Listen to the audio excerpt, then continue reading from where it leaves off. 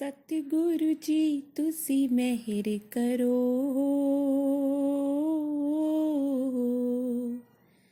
मैं दर तेरे ते आई हुईया।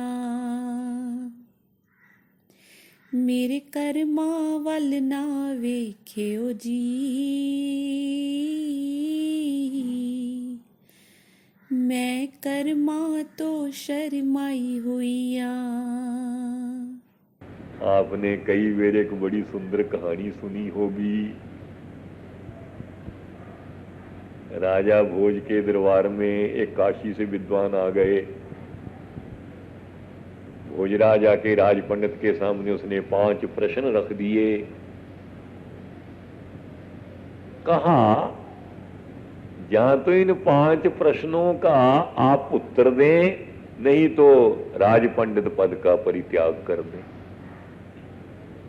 यूं तो दुनिया में कोई ऐसा प्रश्न नहीं जिनका उत्तर हमारे वेदों में न हो, परंतु डायरेक्टली उन प्रश्नों का उत्तर नहीं था, इनडायरेक्टली था, घुमा फिरा के था, सीधा नहीं। राज पंडित ने 5 प्रश्न किए। पहला प्रश्न किया कि दुनिया में ऐसा कौन है जो अब तो दुखी हो और मरने के बाद स्वर्ग को सीढ़ियां लगा दी, और ऐसा कौन है कि अब तो सुखी हो और आगे के लिए उसके लिए नरक का द्वार खुल जाए, और ऐसा कौन है जो पहले भी दुखी, अब भी दुखी और भविष्य में भी दुखी। और ये भी प्रश्न किया, ऐसा कौन आ रही जो पहले भी सुखी, अब भी सुखी और भविष्य में भी सुखी। और 5वां प्रश्न किया, ऐसा कौन है, सर्व पापों का बाप कौन है। ये 5 प्रश्न किए। पंडित चकित हो गया। राज पंडित चिंता मग्न हुआ, घर में आए भोजन नहीं लेता। राजकन्या ने पूछा, पंडित की कन्या ने पूछा, पिताजी क्या नाराजगी हो गई, कारण क्या, भोजन क्यों नहीं ले रहे। कहते बेटी पूछो मत, कल राज पंडित पद से त्याग पत्र देना पड़ेगा। एक नए पंडित ने 5 प्रश्न एक अद्भुत पूछ दिए, उनका जवाब मुझे नहीं आ रहा। अरे भाई, जो बातें शास्त्र पढ़ने से भी न पता चले वो सत्संग से मिल जाया करती। अभिमान के कारण पंडित कभी सत्संग में नहीं जाता था कि मैं विद्वान, गीता वेद सब मुझे दर्शन कंठस्थ, मैं भला एक नए साधारण ब्रह्मदेव जैसे साधु कथा में क्या जाऊं।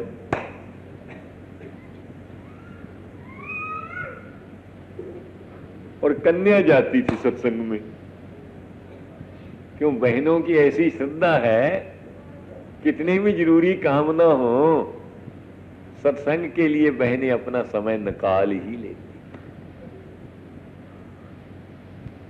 प्रश्न पूछे, कहते पिताजी क्या घबराते हो, ये तो बाएं हाथ का खेल है, आप कह दो कि ऐसे छोटे प्रश्नों का उत्तर देने में मुझे शर्म आती है, इन उत्तरों का जवाब तो हमारी कन्या दे देगी।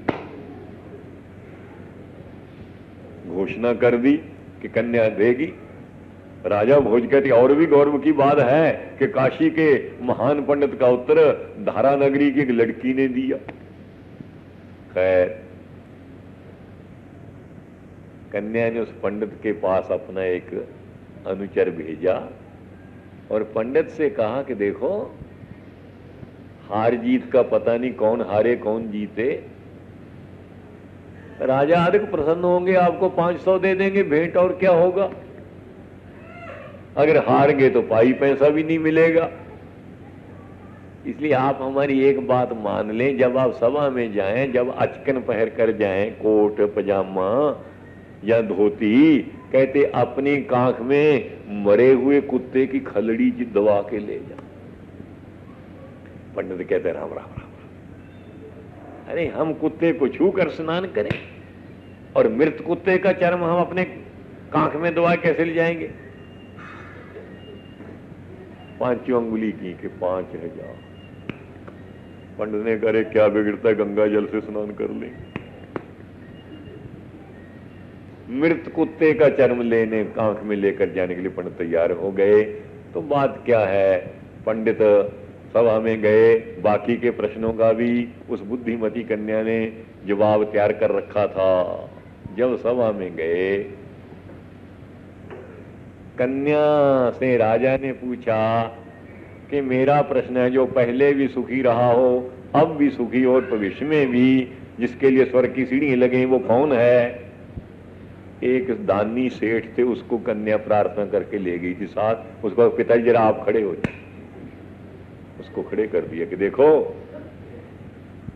पहले ये पुण्यात्मा सुख में था तभी तो दान किया, अब साहूकार बना, अब भी दान कर रहा है, भविष्य में भी सेठ बनेगा। ये तीनों जन्म का सुख। फिर कहा कि ऐसा बतलाओ जो तीनों जन्म का दुखी हो। एक घास काटने वाले को खड़ा कर दिया, कहते इस नालायक ने पहले दान नहीं किया, कुछ दुख पाता रहा, अब ये घास खोदने वाला बना, घसियारा, अब भी ये कुछ नहीं कर रहा। जो दो चार आने मिलते हैं उनका भी कहते फिर ताड़ी पी लेते,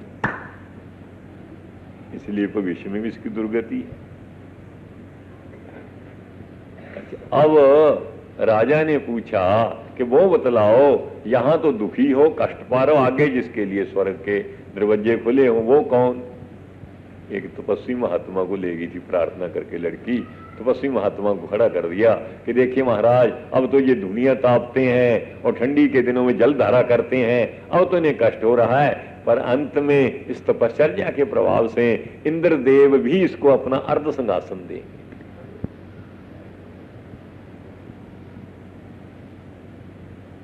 और फिर बतलाया कि यहां तो आनंद ले रहा हो, आगे जिसका बेड़ा बहने वाला है।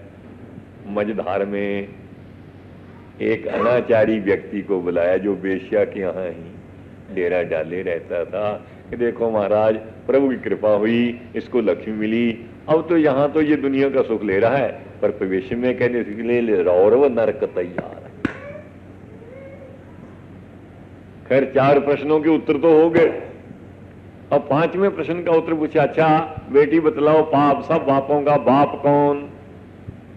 कहती मारे इसका जवाब मैं न दूंगी, ये जो मेरे पिता की पितृतुल्य वृद्ध ब्राह्मण विद्वान वेद वेता काशी से आए हैं, इस 5वें प्रश्न का जवाब इनकी कांख में छिपा हुआ है,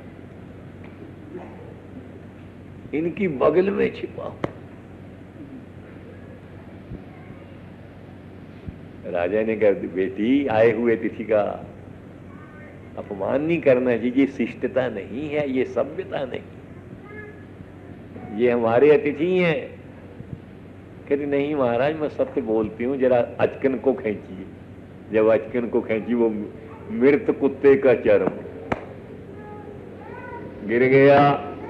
अब बतलाइए, कहती जिस कुत्ते को छूना पंडित पसंद नहीं करते, स्नान करते हैं, उस मुर्दे कुत्ते के चर्म को कांख में दबा कर क्यों लाए? इसका कारण है 5000 रुपए का लोभ।